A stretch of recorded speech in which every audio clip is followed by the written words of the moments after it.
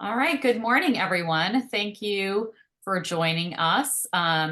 We are here to talk about managing burnout. My name is Kavita Patel, and I graduated from UCLA in 1998. I chair the lead virtual events committee, and this is our second virtual event of 2024. Just very quickly about LEAD. It is a network connecting 4,200 students, faculty, and alumni located in more than 65 countries. It stands for Leadership, Empowerment, Advancement, and Distinction.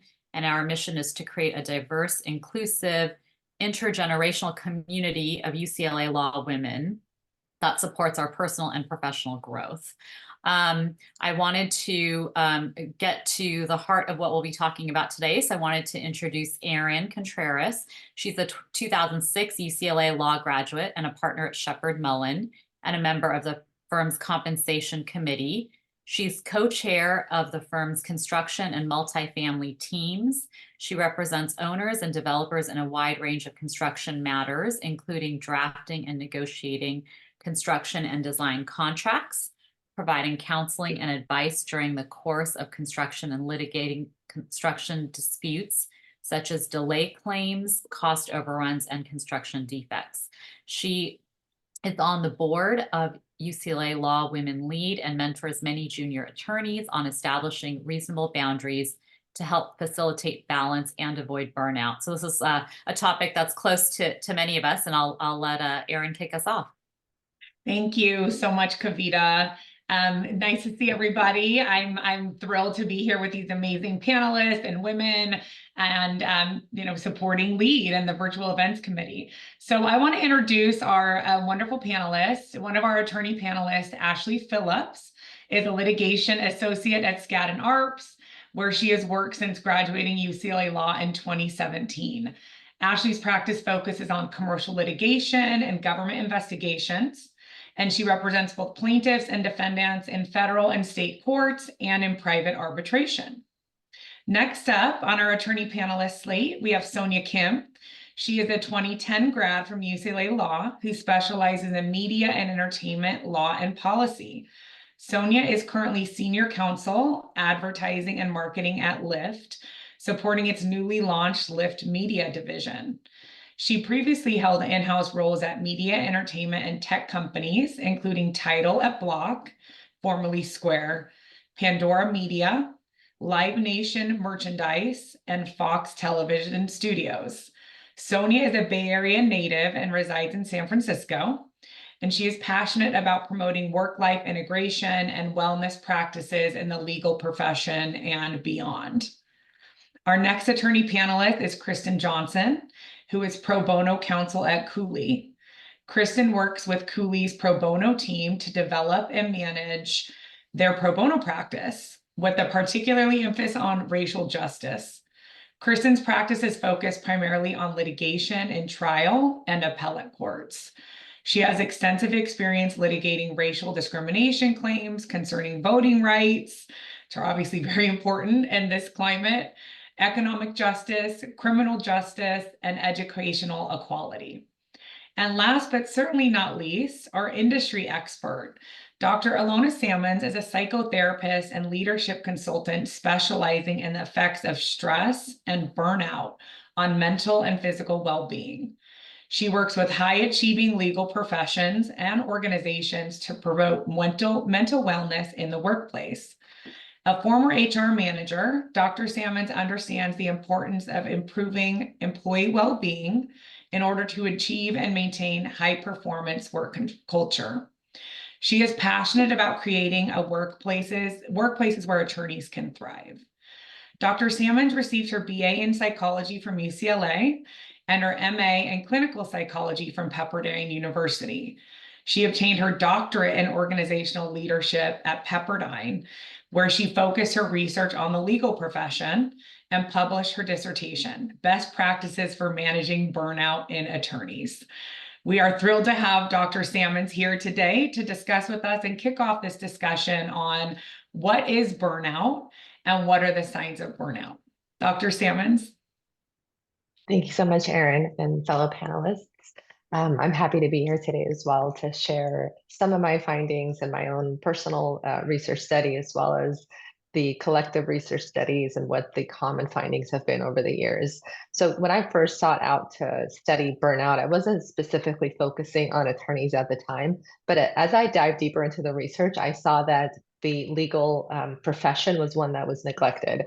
So I found a study first in the 1990s, which is one of the first landmark studies of its kind at Johns Hopkins University that looked at and compared the rate of major depressive disorder, which is clinically significant depression, across 104 professions. And what they found at the time, so this is over 50 years ago, what they found at the time was that out of all the professions examined and surveyed, even when compared to other high stress professions, for instance, like nursing or social work, attorneys were almost 4 times as likely to meet the criteria, the diagnostic criteria for major depressive disorder than their peers or counterparts in other roles. And that was alarming at the time, but perhaps what was more alarming is that not much has changed since then. So there have been studies that have repeatedly looked at um, mental health issues, substance abuse behaviors, addictive behaviors, suicidal thoughts. And they've consistently come up with similar statistics and prevalence rates where attorneys consistently struggle more than other professionals.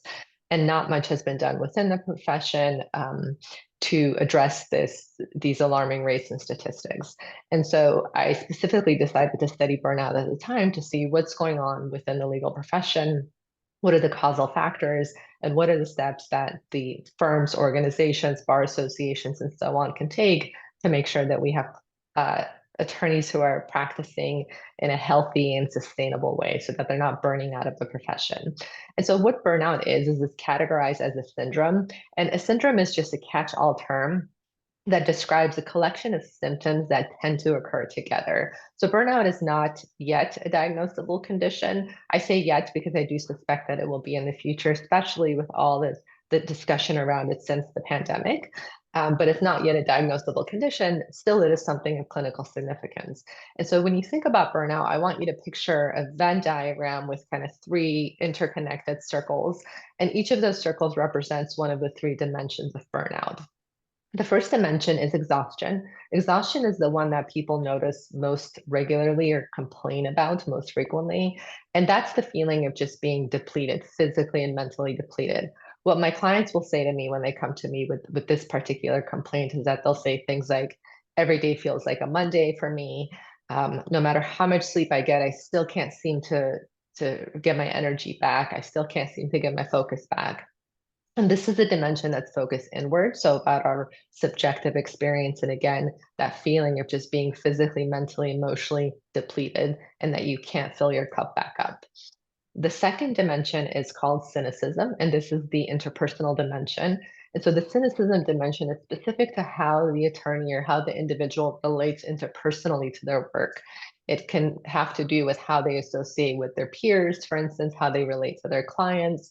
Sometimes I'll have attorneys talk to me about clients that they were passionate about serving and helping, and now they have kind of a negative, disenchanted view of that population.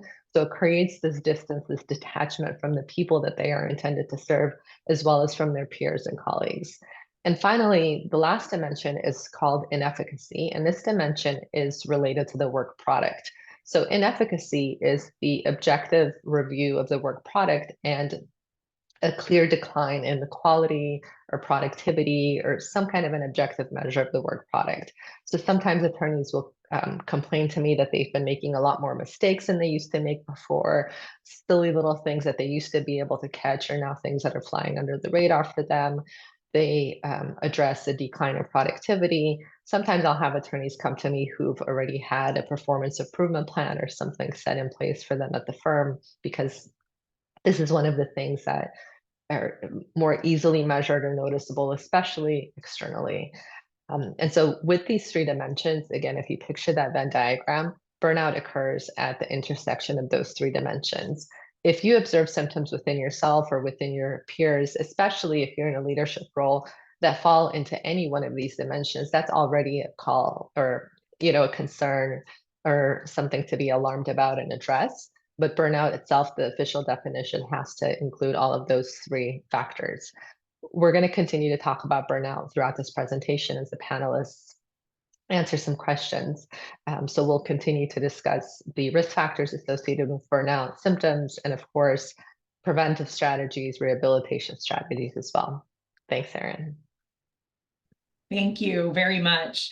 And before I open it up to questions to our panelists, I want to be clear that the comments and opinions of each of our panelists are theirs alone. They are not speaking on behalf of their firms or their organizations. So the three dimensions of burnout is very helpful. I think we all love Venn diagrams, so thank you for that. My first question, and I'm going to kick it back to you, Dr. Sammons, on this is, given your research, are there certain attributes unique to the legal profession that can contribute to burnout? You said that 4 times more lawyers experience mental health issues and clinical depression. And I'm wondering what attributes of the legal profession are really contributing to that and driving that. Yeah, thank you. So that was one of the important questions that I looked at in my research, because I was curious if there was something about the individual who pursues law and then struggles in this way, or if there's something about the law that can take a perfectly healthy individual and cause these challenges. And unfortunately, it's the latter. And so I looked at the population of students who enter graduate programs and compared them to different graduate programs. Of course, we can't compare law students to general population, right? Because that's not a fair comparison. These are typically people who are highly intellectual, people who have a strong work ethic, and so on. And so it's fair to compare them to other graduate students, like for instance, medical school students. And what we find is that there's actually nothing statistically significant about the type or personality who pursues law. As many of you have probably experienced or know from your colleagues, often people go into law for all sorts of reasons. So there isn't really like a filter system of a specific type of personality or even a passion or interest that might indicate that somebody would pursue law. And so we know that going into law school, there's nothing statistically significant that's different from law students compared to other grad students. But what we do observe is that as they enter and are participating in law school and the law programs, things start to decline pretty immediately. So there are things that are happening already in the law schools, as well as when people enter the legal field, that are challenges that create this like perfect storm of burnout or chronic stress risk factors. And we're not going to spend time talking about the law school challenges today, but we will focus a little bit on the risk factors within the profession. And there are a number of risk factors. The first and most important one to address are environmental risk factors. So studies of burnout have shown that there are multiple external and internal risk factors, so both personalities of the individual as well as environmental workplace culture factors. And we do know that based on the research, the environment plays the largest causal role. So what that means is that you may be the most balanced, zen, calm person with the most perfect self-care plan, but if you work in an environment that's toxic enough, it's still going to take a toll on you over time. And so the environment that creates the highest risk of burnout is one where there are high demands and one where there are low controls. So there's little autonomy, little decisions about how you can do your work or when you can do your work. This is especially true for more entry-level legal professionals, but certainly true across the board, especially if you're in a big law setting where clients and projects are just delegated to you. And the demands, of course, I don't even have to explain that. Lawyers understand how highly demanding their careers are. Additional challenges in the environment can include things like difficult or demanding clients. Some clients or many clients expect that you give them the outcome that they want. They don't necessarily understand the nuance of the law, but they want you to give them the outcome that they want. There can be severe or traumatic cases that attorneys work with that they don't have the proper emotional supports to be able to process kind of the details that they're aware of or exposed to, including potentially traumatic photographic evidence, for instance, of a crime. There isn't the time or a process to support attorneys emotionally. Given that this is UCLA Law Women Lead, it's also important to note that there have been studies, including a recent study in the last couple of years that looked at gender disparities and found that women struggle with certain aspects of the law, including the challenges of being promoted, for instance, that have a more negative effect on their mental health. But there are certainly individual factors that also create higher risk factors for burnout. And those are things that are coincidentally the same types of qualities that an individual needs to be a good lawyer. So for instance, perfectionism is highly correlated with burnout. But as all of you know, perfectionism is a quality that makes you a good lawyer. There is very little room for error in the profession, and being a perfectionist is something that helps you succeed. Um, in addition to that, just briefly, relational and interpersonal is another category of risk factors. So there's a lot of adversity in the law, certainly when it comes to opposing counsel. Unfortunately, often also when it comes to peers and colleagues due to competition for the partner track, for instance, and the technological challenges, most recently with the Zoom fatigue that many of us are experiencing, as well as just the expectation that lawyers are available 24/7, including on vacation, including on the weekends, whenever it is that the client needs them, and more recent challenges with AI. So that just kind of is a broad overview of some of the challenges. And there will be a document that will be sent out to all the participants after this that will go into more detail about a lot of what we're discussing. Thank you so much. And I just realized that it's May 1st and May is Mental Health Awareness Month. So it's a wonderful, I don't know if any of us realized that when we scheduled this panel, but very apt discussion for this, important topic. So pivoting a little bit, we've obviously talked about some of the risk factors that in the legal profession that make it unique and maybe more susceptible to burnout.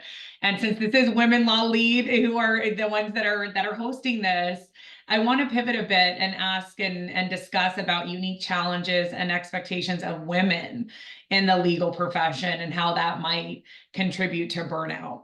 Ashley, do you want to share your thoughts on that? Sure, I'd love to. As a new mother, I just had a 5-month-old. So I'm still on maternity leave, but I'm going back soon. And these are some of the questions and things I've been thinking about a lot. But I mean, being a mother, especially a new mother, it's a full-time job. You're getting basically no sleep, sometimes 2 or 3 hours a night.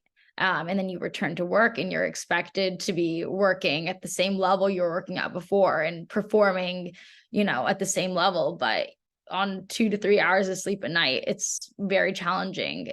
In fact, it's impossible. And, on top of that, you want to be there for the bedtime routine and making sure that you are feeding your child. And if that means pumping, you have to be able to pump and have a comfortable and safe environment to do that.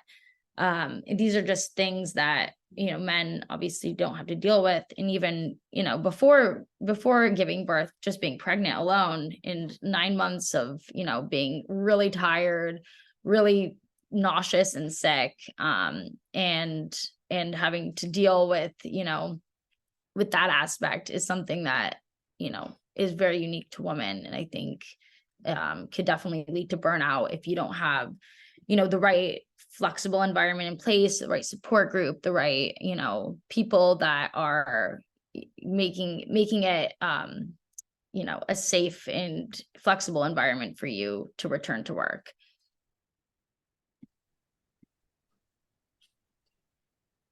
Sonia, did you have more you wanted to add to that? Yeah, just to chime in, I also think, arguably, like, women are typically set to stricter standards around just even presentation too. Often I have kind of these side conversations with fellow women colleagues in terms of, oh, am I, wearing too much makeup, too little makeup? Is this, the hemline? Is this, too low cut? And I do have to say, when there was that pivot to more of a remote work environment, there was a lot more relief in terms of, okay, people can only see like up here too. So just the pressures of how to show up, just even in terms of, oh, if I'm too assertive, will it be perceived a particular way? Versus if a male shows up that way, that might just be more normalized as well too.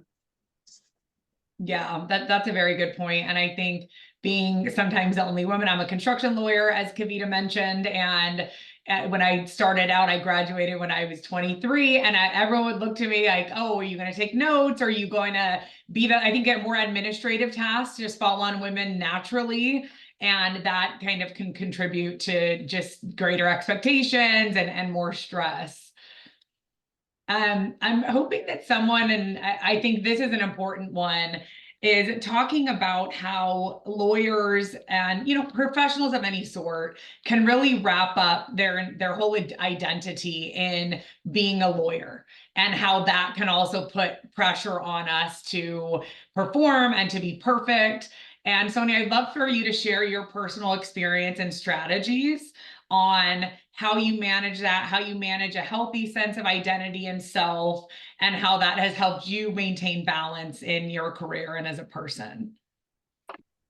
Yeah, sure. Happy to offer my thoughts. I'd have to say I've, you know, from the get-go, and as Alana mentioned, when even before enrolling in law school, I noticed that there was a lot of discouragement from either lawyers or even law schools who were 1Ls, 2Ls, 3Ls that I had in my social network. And so I was well attuned to there's a lot of unhappy lawyers out there. And so I was very determined not to fall into that bucket. So I, you know, just kind of kept to that maxim of I won't stake my whole identity in being a law student, being a lawyer. And even to this day, like, you know, 14 years and counting, even I recently updated my LinkedIn profile last year, and just the fact that it's not just a sole attorney identity. And I think it's really important to recognize that, you know, you are a whole human. There's, you know, you are comprised of a multifaceted identity. And, you know, as long as you don't stake your whole, you know, identity in just your profession, just being a lawyer, if that kind of falls away, then you obviously have other levers to pull. So I think just having that maxim in life, also being very clear on values and what you prioritize. Obviously, you know, having professional standards, showing up as an excellent lawyer is important, but is happiness important? Is health important? I think if you prioritize those from the get-go, it offers a lot more work-life integration balance. I'd like to chime in a bit here, Erin, if that's Please. okay.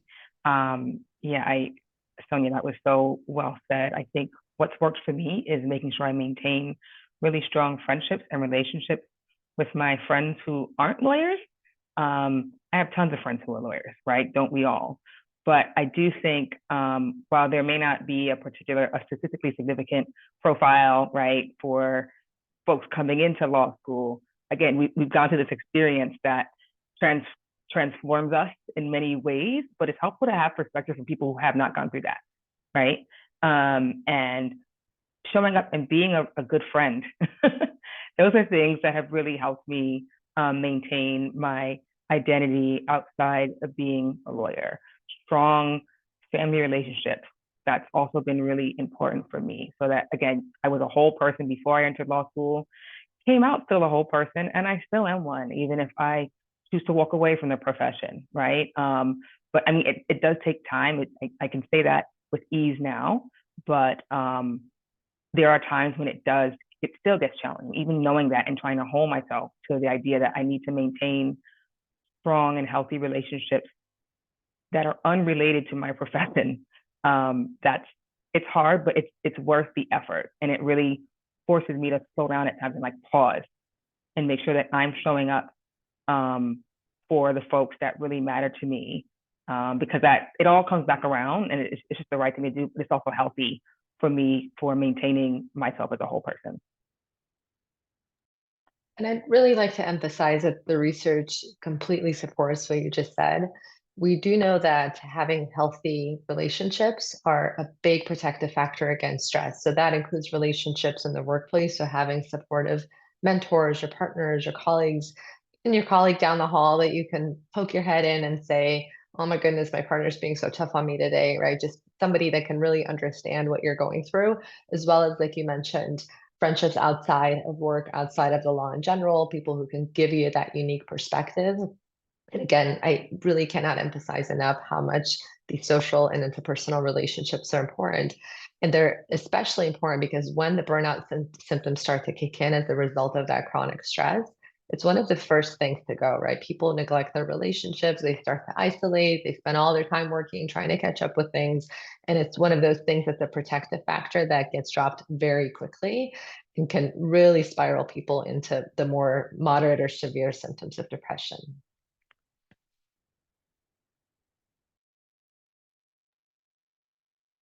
Thank you for those insights.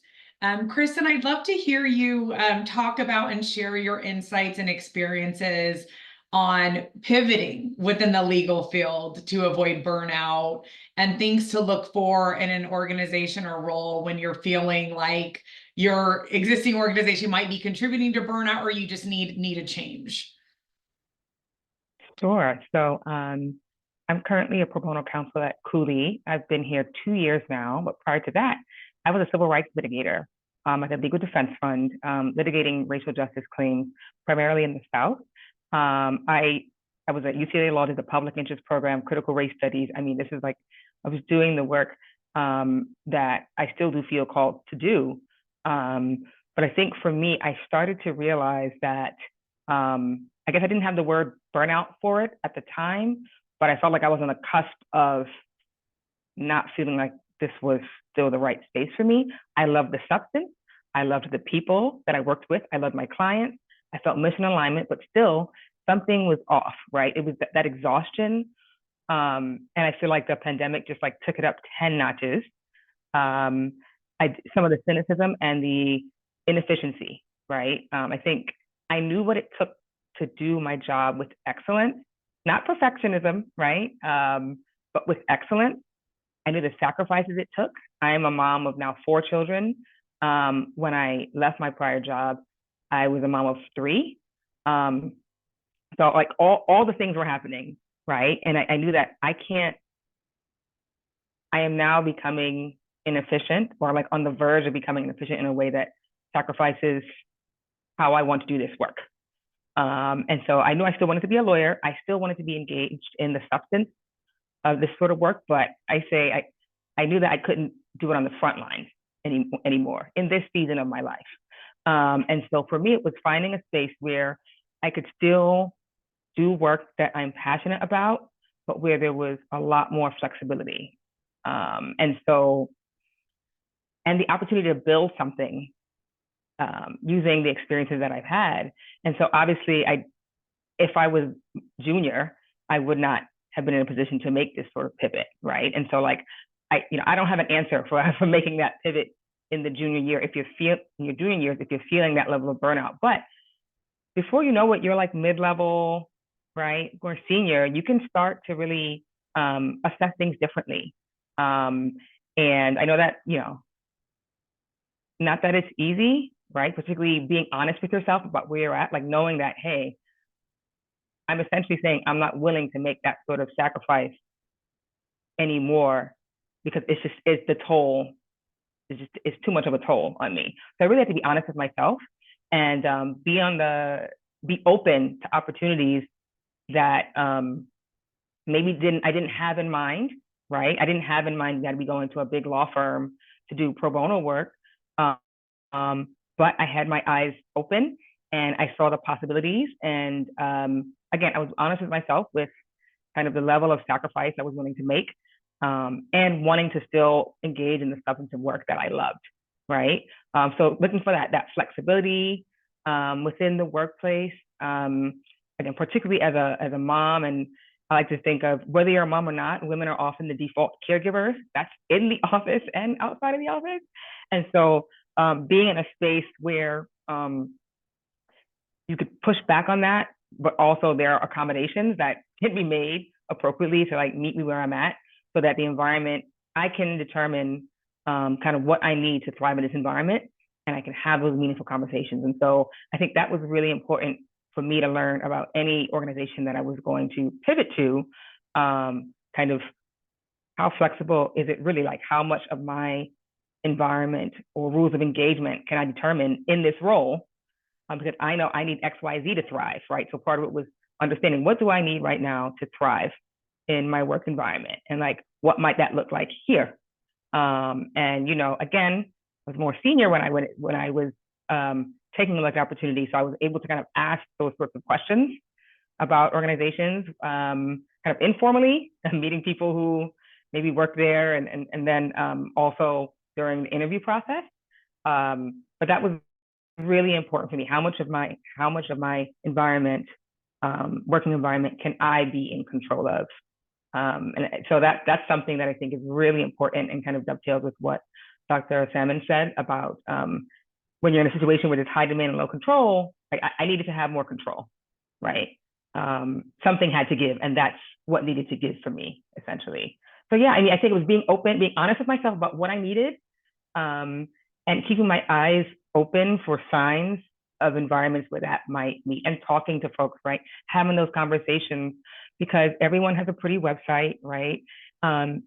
Folks know a lot of talking points, and may say the right things. They may have good intentions, but you really have to find ways to do some due diligence on the back end, whether it's finding folks who used to work at a place, currently work there, or any sort of intel, and kind of use your discernment to figure out, okay, what's real here, and am I open to this possibly being the right fit? So that's how I made my pivot, and it's been wonderful, and I appreciate being on this panel because I think it's much needed. I also want to share, just to build off of what Kristen was sharing, just that whole approach of keeping an open mind. For me, I was very set on just working in-house at a studio when I first started and graduated from UCLA. And I did get the opportunity. And so, you know, if you had told me maybe 14 years later, I'd be at a rideshare platform under the media division, I'd probably, you know, if you told me that, you know, 14 years ago, I'd be a bit puzzled. But now being at my 5th company, and I've been very fortunate also to be in-house, and, you know, I certainly learned, and I can attest that it does offer a great balance. And so I've been able to observe kind of this trajectory from more of these hierarchical, LA-based entertainment media companies, where perhaps there wasn't, I mean, back then also there wasn't as this approach to flexible work models. And when I made this leap to Lyft a couple months ago, and I started that interviewing process late last year, and it just really understanding like what's important to me, you know, the work environment. I was coming from a completely remote place where I also saw the downsides of 100% remote and distributed workforce, where you really can't make those in-person connections as easily as when you're just on Zoom all the time or on Gmeet all the time. And now having a hybrid work model, also having teammates, having a manager where they're not policing and monitoring. Like when you come in, I'm very lucky to also have work in an office where they allow dogs. And so just to see one of my colleagues bringing his doodle, it's, you know, that also offers a lot of comfort. And I think just paying attention when you do look for the next opportunity, what are the, like, how do they show up in the interview? Do they seem really restless? Is this frenetic energy, you know, being transferred over the video screen or in person? I also think, you know, whether you are a people manager, a lead, or even just an individual contributor, being able to not kind of get caught up in this frenetic swirl. I think there's often this, you know, glamorizing or glorification of, I'm so busy, you know, I'm so busy and I have all this work piling up. And I think when you take a step back, it's like, we all do, right? You know, like even for me, it's like, okay, I have this panel, but I'm sure there's emails coming in. But, you know, it's not really helpful if you think about, you know, just saying that. And so being able to kind of normalize and perhaps like rethinking, do I really need to say that? Or perhaps maybe just take a deep breath and not contribute to the chaos and frenetic energy is a better approach.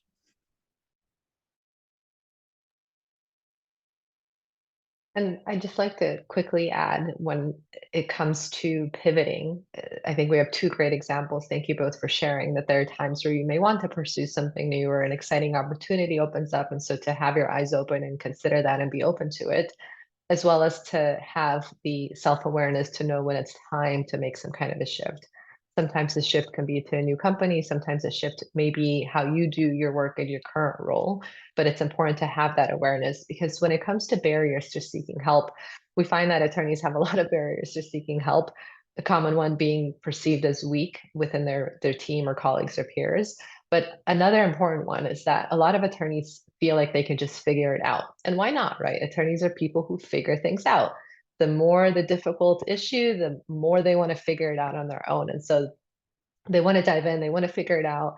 They think they can do it on their own. And so they're less likely to seek out help. And so by understanding what some of the symptoms are, that can be like a trigger, right? An alarm to help you know, okay, maybe I can't figure it out on my own anymore. And I can enlist some additional supports, whether again, it's social supports, a mental health professional, or any number of options. And so when it comes to symptoms, I'd like you all to consider 3 specific categories. Physiological, so those are physical symptoms that you experience in your body. Psychological, so they're mental or emotional symptoms, and behavioral symptoms. So physiological symptoms associated with chronic stress and burnout are the fatigue that we talked about earlier, as well as any sudden changes to the body that are unexplained. So for instance, sudden weight gain or weight loss, and you're not particularly trying to bulk or lose weight or anything like that. If you feel like you're constantly getting sick, that means your immune system is likely compromised, and that's often a sign of chronic stress. Anything related to muscle aches, tension headaches, migraines that are more common or more frequent than typical, as well as any worsening health issues. So if you're experiencing these things, first and foremost, make sure that you call your primary care doctor, get evaluated to rule out any other underlying conditions, but also recognize that many of these things can be associated with burnout. Psychological symptoms include things like anxiety or excessive worry that you cannot stop or control, depression, like we've already discussed, just an overall feeling of being overwhelmed, unsettled, on edge, irritable, maybe snippy with your colleagues, short with people, emotionally up and down, volatile all over the place, and feelings of helplessness and hopelessness. Those last 2 are especially alarming because they are often the types of thoughts or feelings that can lead to suicidal thoughts. And then finally, behavioral symptoms are things that relate to how we may be behaving in our external world. So these are things that are more easily observable by others. So you may notice these behaviors in colleagues and peers more easily than you might notice the psychological or physiological symptoms. And so behavioral symptoms are things like insomnia or hypersomnia, not being able to sleep or sleeping too much and not feeling rested, a decrease or increase in appetite, a decrease in previous activities that were enjoyable. So you're no longer finding joy in the things that used to bring you joy, neglecting responsibilities, falling behind on work, isolating from friends and support systems. And this last one is really key because it is at odds with the culture in the legal world often, and that's increased substance use. We find that in the legal culture, there is a lot of leeway when it comes to substances. When I was doing my dissertation research, I actually went to several law firms that had an in-house bar.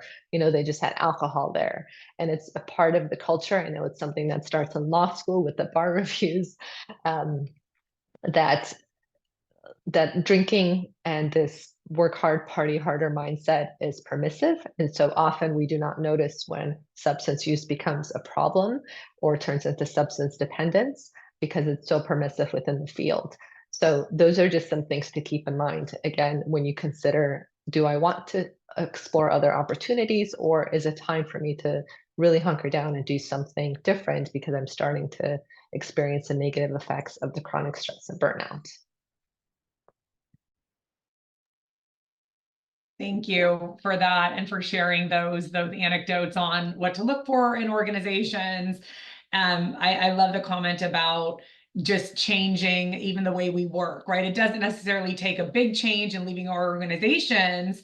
It takes introspection and deciding maybe what I'm doing, and maybe this frenetic, I'm always too busy, right? I'm so busy, look at me, is really in a way a self-fulfilling prophecy. I think one way that I've managed to avoid burnout or to just keep perspective is, I like to say, what we're doing is not life or death. And, we couldn't say that if we were doctors.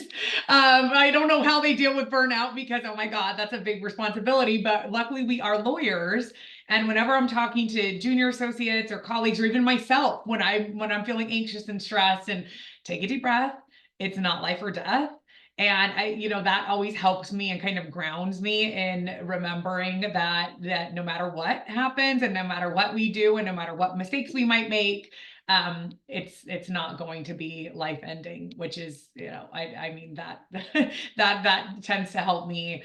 I want to pivot a bit now in talking about mentors and sponsors and, some of the positive parts of this panel in terms of mentors and sponsors and supportive work environments and how that has helped people thrive in the legal profession and prevent burnout. Sonia, do you want to kick us off on that? I know you've had like 5 very amazing jobs and people, and you want to kick us off on that discussion?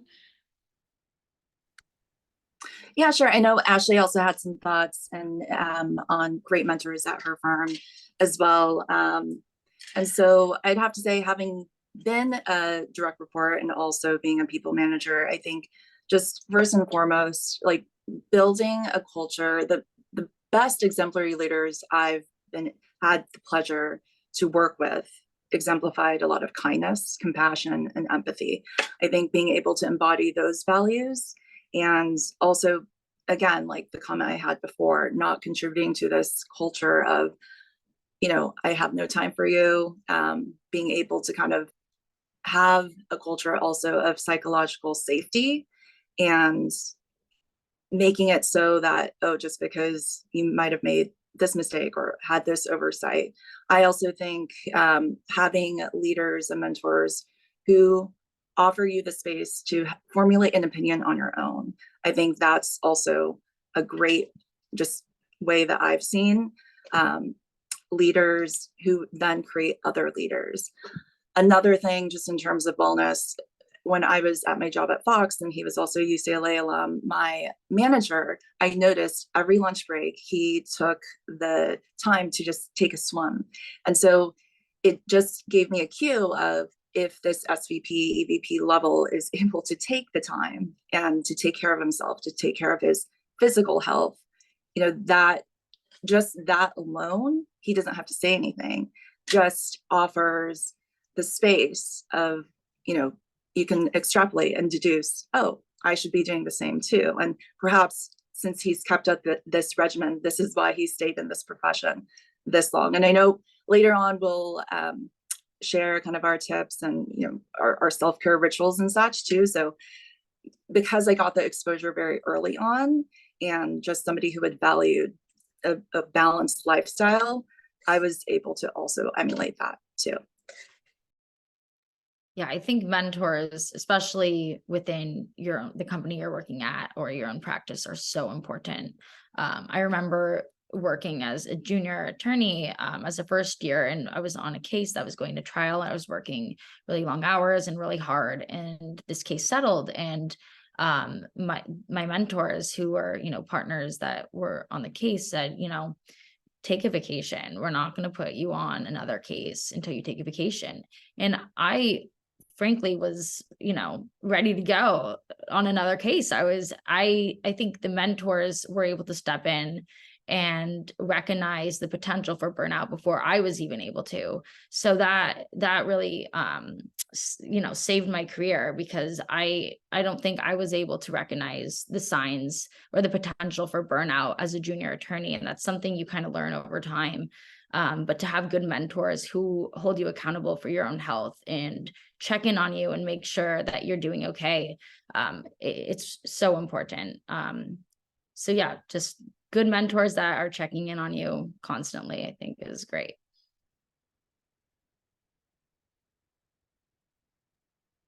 Dr. Sammons, is there anything you want to share in your research about the importance of mentors and sponsors, and also how to be a good mentor and sponsor, tips? And I think Sonia had a very good point of just noticing what other people are doing. And I think being open about balance and wellness is a good for all of us to emulate as leaders.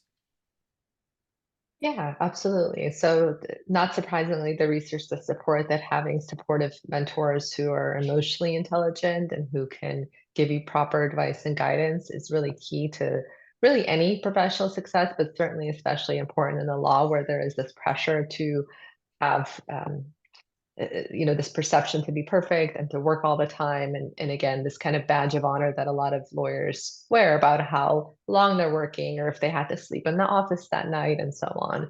And so having a mentor who can encourage you to take a break or to take a vacation, and you feel confident knowing that there will not be negative repercussions to your career for taking that time off. You know that the next case or the next assignment is waiting for you when you get back. That really is key. It's also important to keep in mind that all of us are mentoring actively or passively constantly. So there are things that every lawyer is doing, even in the most entry level, that is contributing to building a culture in the law. And so there's nothing about the law, about the subjects related to the law that require it to be toxic.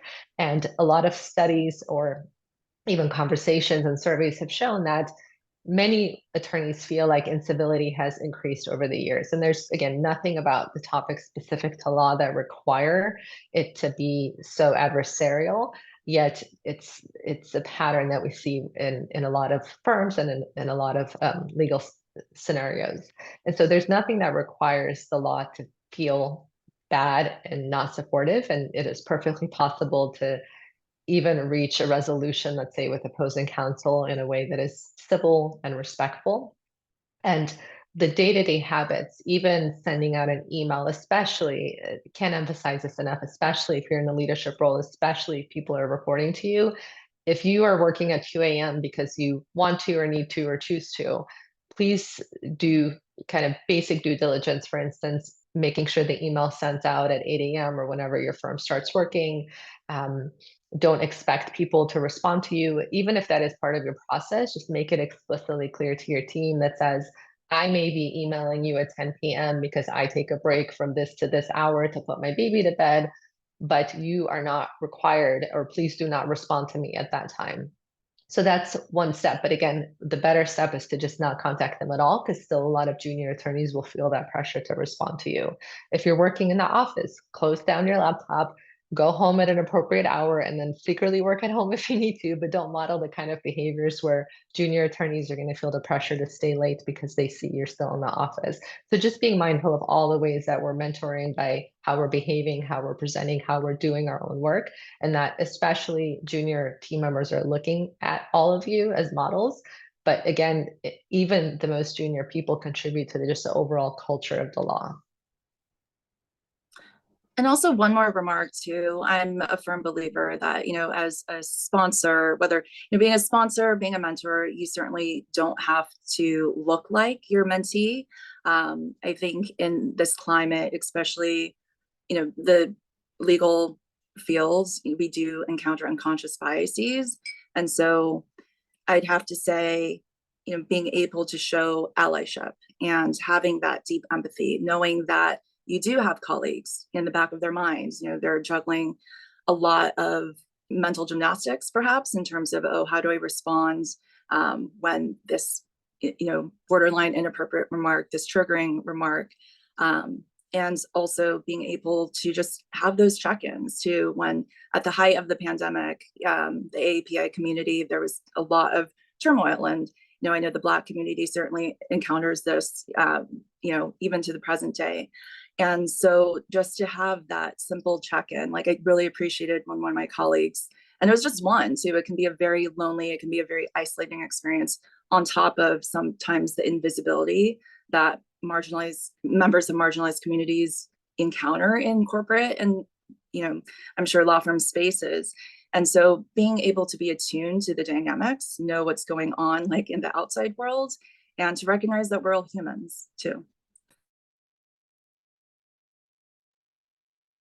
Yeah, that's very important. And just checking in, being empathetic and compassionate and, human is great. Thank you for sharing those thoughts. I want to pivot a bit. So we have 10 minutes left. I would encourage our participants, if there's any questions you want to ask, please drop them in the Q&A. And we will ask any burning questions. And while you think those questions up, I want to ask, and hopefully, Ashley, you can kick us off on this, about how you approach setting boundaries in your professional and personal life, and how that can help you prevent burnout and keep balance.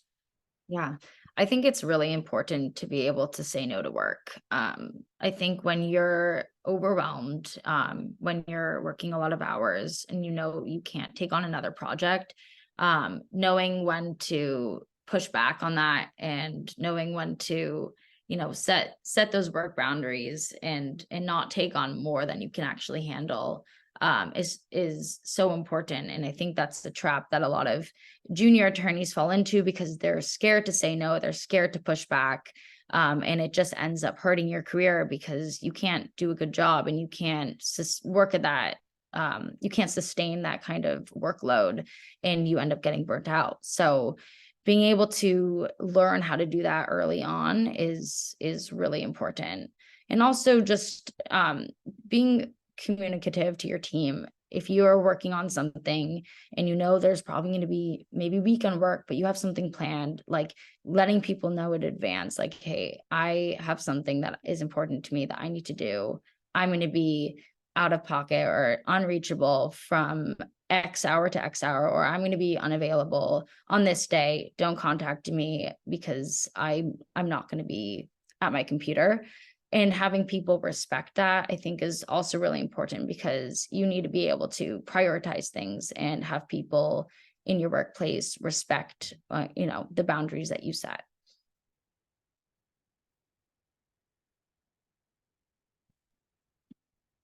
Kristen or Sonia, is there anything you want to add on that? Yeah, I think respecting time, both my time and my colleagues' time, is really important to me, and modeling what that looks like. So for me, a big thing is on my calendar, like I block off time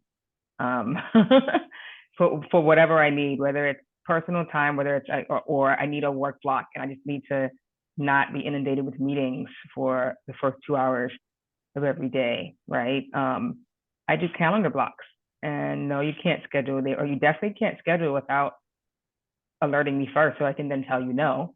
Because as you mentioned, Aaron, right, like nothing that I'm doing is life or death, unless I'm literally working on a death penalty case and it's risen to the level where like, okay, we're pushing back on the execution. That's like the scenario, and like I'm not doing those sorts of cases right now. And so part of it is just reminding people of how important it is to respect my time, but also respecting my own time as well. So if I say I'm going to be unreachable, be unreachable. And it's so tempting, right? Particularly with email on your phone. I'm like, I still scroll, right? Like I see it's come in. I just can't help myself, right? But I'm not going to answer it. It'll be fine. Everything is not an emergency. Rarely is it an emergency in the type of work that I do.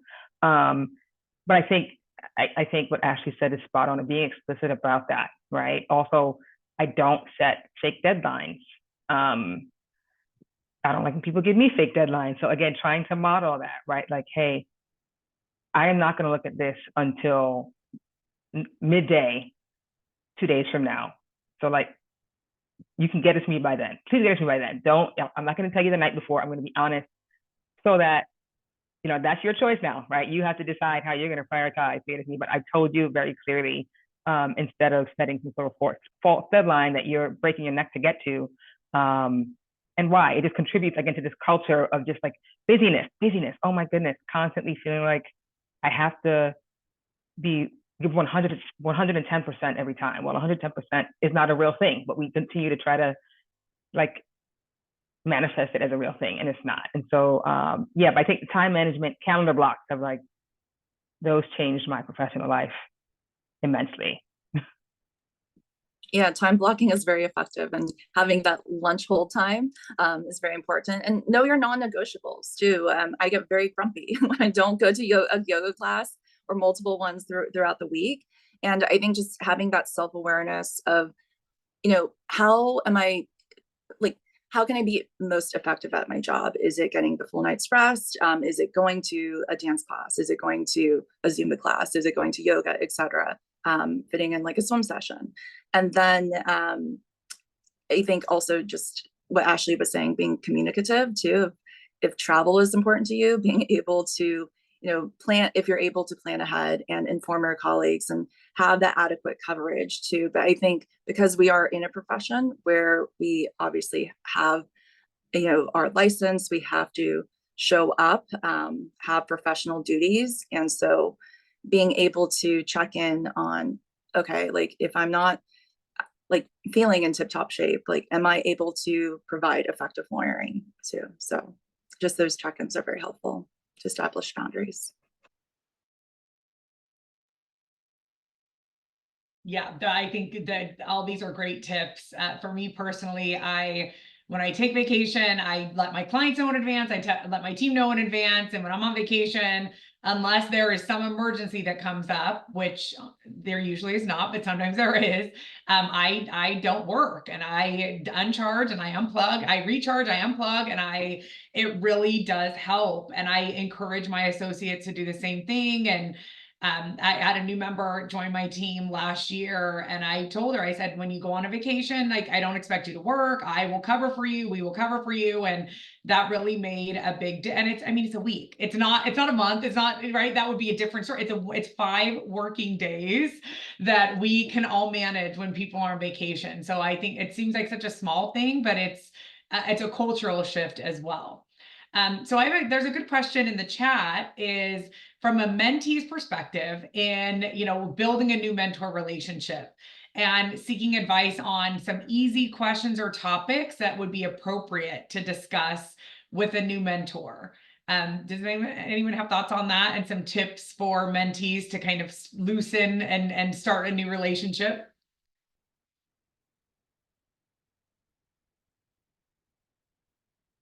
I think that's a good question. I think getting to know people outside of work and like on a very personal level is really important. So I think my mentors were all created very organically. They weren't assigned to me at the beginning of my career, like, during the orientation. They were people I got to know just from going to coffee, going to lunches, even hanging out outside of work.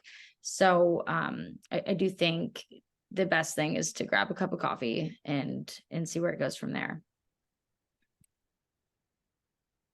I'd also like to add something that works for me in finding and maintaining good mentor-mentee relationships was actually asking my mentor kind of what sort of mentor-mentee relationship works for them, right? Because some folks, they don't mind checking in every 2 weeks or every month, or some folks are like, I don't like you to email me all the time. Other folks are like, yes, email me all the time. It's not pestering me. I just have so much going on. Like, eventually you'll catch me, right? And also sometimes thinking about and expressing what you're looking for out of this particular mentor-mentee relationship as a mentee. So I want to build this relationship with you in particular because, you're doing the type of work that I want to do. Whatever is that hook that is connecting you to that person, really lift that up. I found that was really helpful in those early stages of building relationships, so they knew kind of what role I was looking for them to play. Because no one mentor can mentor you on all the things. So like I have mentors who are doing my line of work specifically. I have mentors who are attorneys who aren't in my line of work, but they're obviously in the profession. I have folks who are not attorneys. Like I have my personal board of directors, right? Folks who kind of reflect the way that I'm multifaceted, right? And can kind of mentor me, and no one person has to be all the things.